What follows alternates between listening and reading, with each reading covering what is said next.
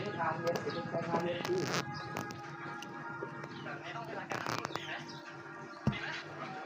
ต้องเหนื่อยกินข้าวเลยคือข้าวเขาเด็ดมันเป็นตาอยู่ว่าตัวที่นี่ตัวนี้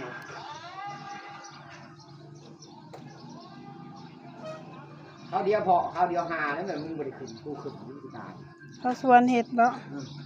ห้าวเท่ๆเนาะแล้วโทรศัพท์เครื่องนึงมันจ้อยก็ว่าหน้าคือละพัน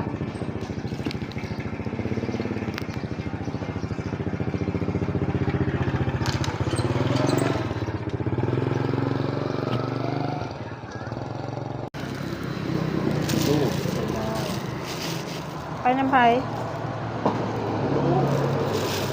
โลมาบอกกีฬามา